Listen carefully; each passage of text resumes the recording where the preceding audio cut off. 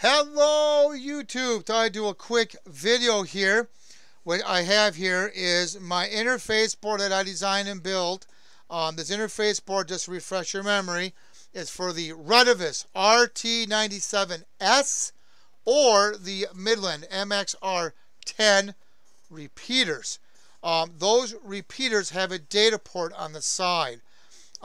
This interface board lets you hook up the repeater to a computer so that you can run programs like date and time and weather and Zello over your airwaves, over your two-way radio airwaves. That's what this interface board is for.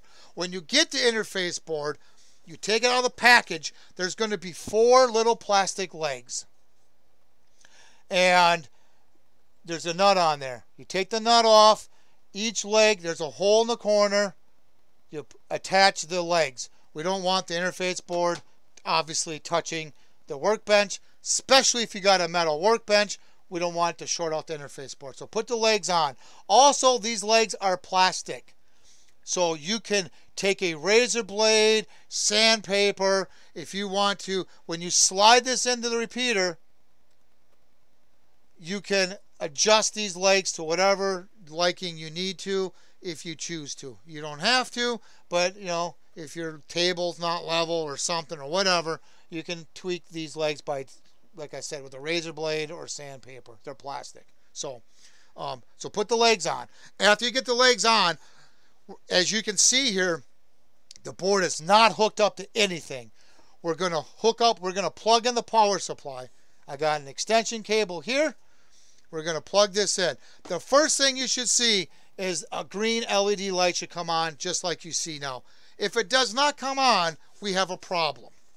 The board might have gotten damaged in shipping. Something happened to the board. Let me know and we'll have to go from there. But the green light should come on. The next thing we're going to do is there's a, up here on top, there is a little dip switch. We're going to turn that, it's marked, you can't see it, it says on. We're going to flip that to on. That green light should go off. Now we're going to put the switch back to off. Turn on the green light. There's another switch on the side here. We're going to flip that to on, and that red LED light should come on. We're going to flip the switch back to off. So we're back to the green light. Both these switches should be in off position.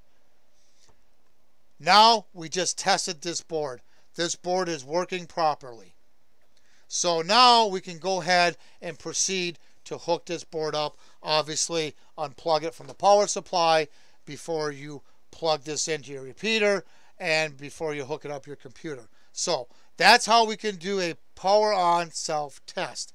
So now the layout of this board may change over time. And when I make this video, this is how I have the switches.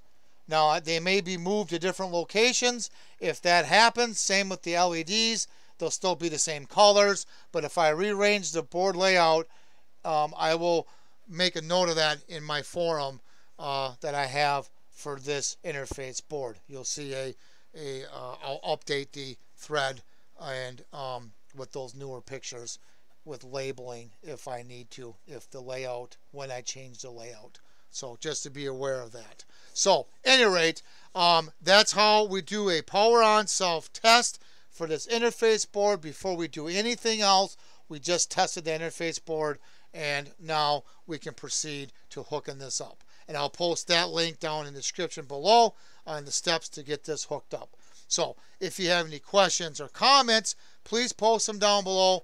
Please subscribe. Thank you, and have a good day.